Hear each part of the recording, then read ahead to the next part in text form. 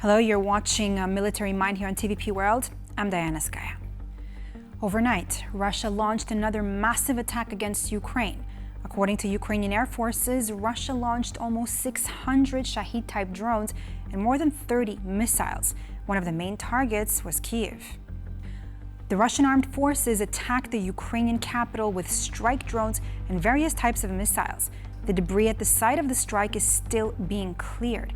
Hundreds of buildings, including some residential, in 6 districts of Kyiv were damaged, also a shopping mall in the city's central district. Local authorities confirmed 12 people, including a child, have died, and at least 45 were wounded in the overnight attack. Also overnight, Russian troops attacked critical infrastructure in the Vinnytsia region. As a result of the strikes on energy facilities, 600,000 consumers in 29 settlements in the region were left without power.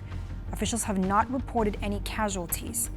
Earlier today, the Ukrainian railway company stated that Russian troops carried out a targeted strike on civilian passenger rolling stock during the night, in particular the Intercity Plus high-speed trains. Meanwhile, fires broke out at 2 oil refineries in the Krasnodar region and the Samara region as a result of Ukrainian drone strikes. A fire broke out at the Afipsky oil refinery in Krasnodar. One of the oil refineries caught fire due to falling drone debris. The area of the fire was 20 square meters. According to industry sources, the oil facility, together with the Krasnodar refinery, processed 7.2 million metric tons of crude oil in 2024 and 3 million tons in January to June 2025. Ukrainian drones also targeted other Russian regions on the night of August 28.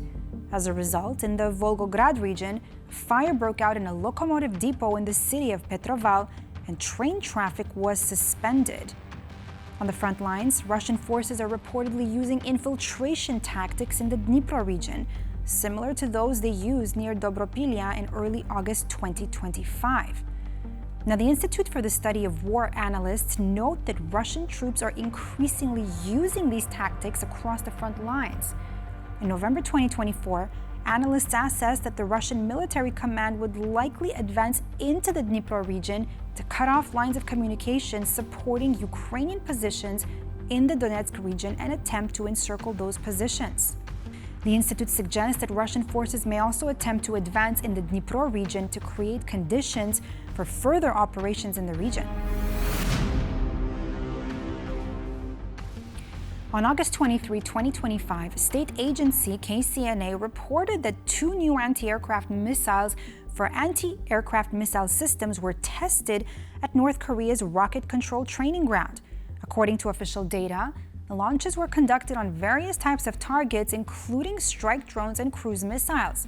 The tests were intended to confirm the declared characteristics of the new weapons, in particular the effectiveness of the guidance and response system, which Pyongyang describes as, quote, unique and special technology.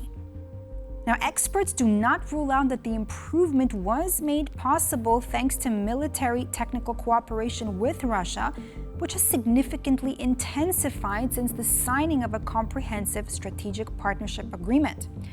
And Moscow has already transferred Pantsir S-1 anti-aircraft missile and gun systems to Pyongyang to protect the capital, and a naval version of the system has been spotted on a new North Korean missile destroyer.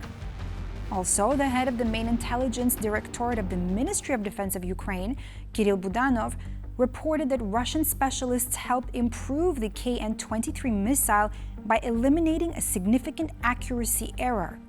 He also said that Russia is preparing to establish production in North Korea of Iranian-made Shahed 136 kamikaze drones and their Russian copies, the Geran-2.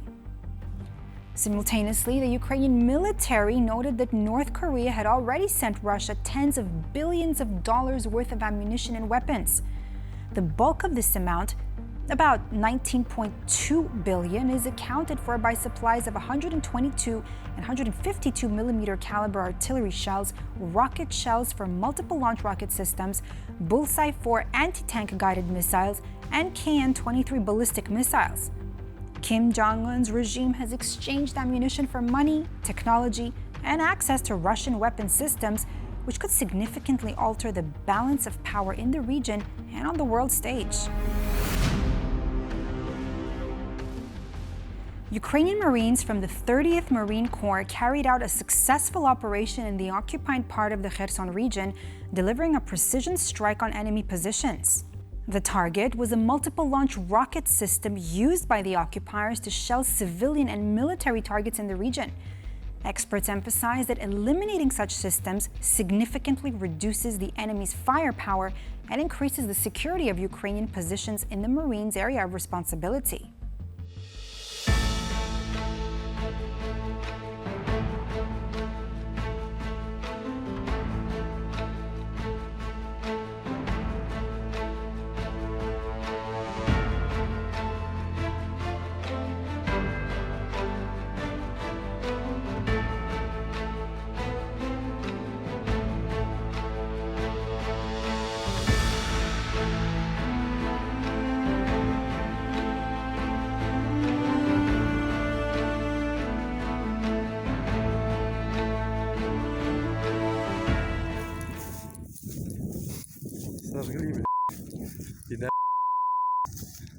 Ukrainian units delivered a precision strike on a Russian tank that was transporting infantry to the front lines at night. FPV drones were the first to engage in combat, hitting the vehicle and putting it out of action. And when the occupiers began to jump out of the immobilized vehicle, additional strikes were launched against them. Drops from Mavic 3T drones, which finally destroyed the tank and neutralized the threat. The command emphasizes the effectiveness of using unmanned systems in night operations. Drones not only allow armored vehicles to be targeted, but also enable the enemy's actions in open terrain to be monitored, minimizing the risks to own personnel.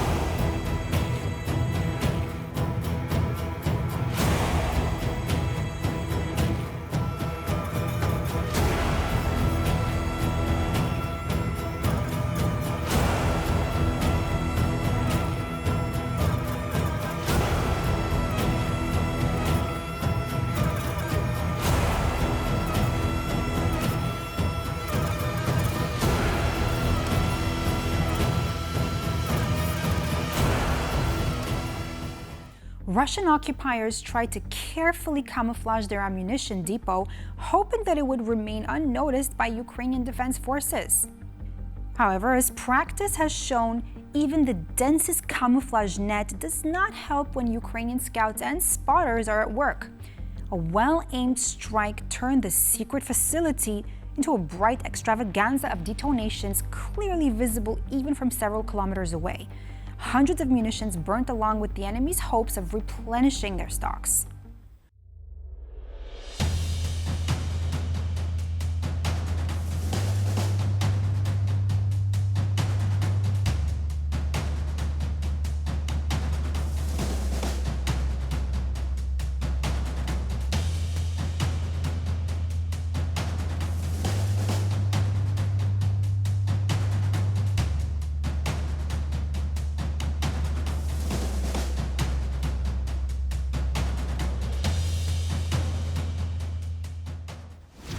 And that's all for this edition of Military Mind here on TVP World. I'm Diana Skaya. Thanks for watching, and until next time.